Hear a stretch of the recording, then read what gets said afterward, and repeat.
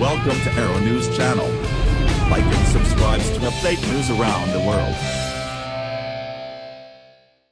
In case there was still any doubt, Davos showed us who Donald Trump really is, a member of the globalist plutocracy.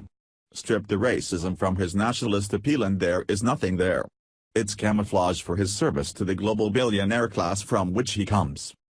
The enthusiastic reception of Trump at the annual World Economic Forum in Switzerland also taught us something about the global capitalist elite. As long as Trump embraces their interests, doesn't urinate on the podium, and reads a canned speech without true libs, they praise him as a Borinage global statesman. Globalist capital doesn't care if you are a thug, a fraud or an aspiring dictator, as long as you do their bidding.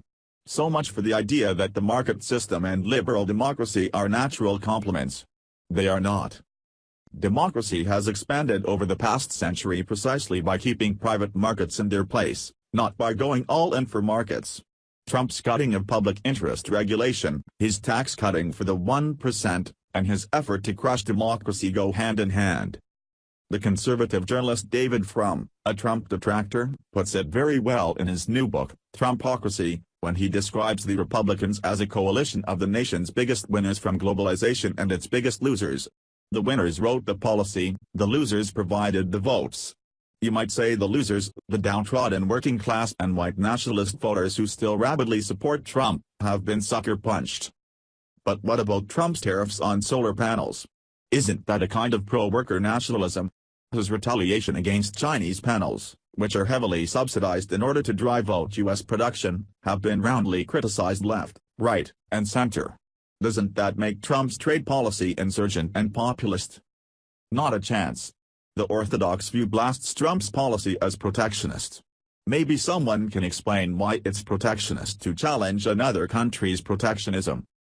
Chinese trade in heavily subsidized and sheltered solar panels is not exactly free trade or free market capitalism.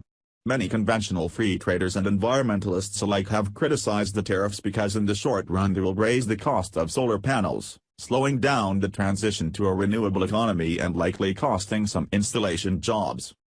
But without a serious industrial policy to bring back solar production to the U.S., these tariffs are just a symbolic pot-shot. Trump's deeper failure, and what makes his economic nationalism phony, is his refusal to connect getting tough on China's protectionism to a policy to bring back manufacturing to the United States.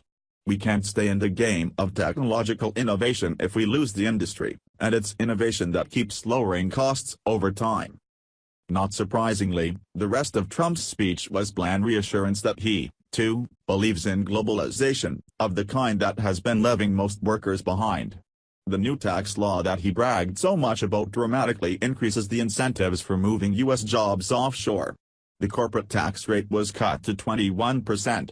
But if a U.S. corporation invests overseas instead, the rate in most cases is just half that, 10.5%.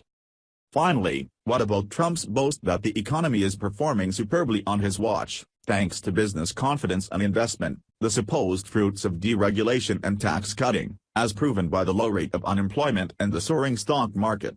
This, too, is phony. The recovery finally kicked in under Obama, driven mainly by very low interest rates.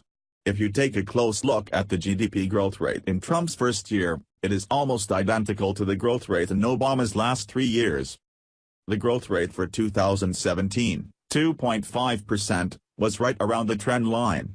Growth was 2.4% in 2014 and 2.6% in 2015, before dipping slightly in 2016. The stronger growth in the first 2 quarters of 2017, 3.1 and 3.2% respectively, could not have been the result of Trump's policies, because none of them had kicked in yet. As for the stock market, it too was the result of very low interest rates, further propped up by corporate stock buybacks. When corporations use their profit and tax breaks to buy back stock and pump up share values, it enriches executives, who are partly compensated with stock options, and investors, but does nothing for the real economy, which needs more investment. Nobel laureate Robert Shiller investigated why the U.S. stock market is outperforming others, and attributes much of the difference to corporate stock buybacks. According to press reports, Small investors are now jumping into the stock market for fear of losing out, pumping it up further. They are always the last ones in and the first ones burned when the market turns. But won't the booming economy help the Republicans in the 2018 midterm elections? Not likely, either. The problem with trickle-down is that it doesn't trickle down.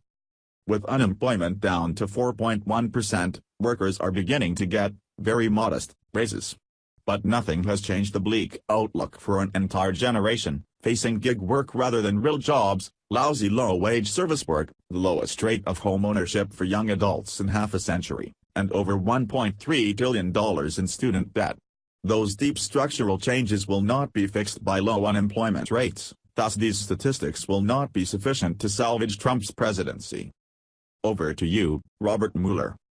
Robert Kuttner is co-editor of The American Prospect and professor at Brandeis University's Heller School. His forthcoming book is Can Democracy Survive Global Capitalism?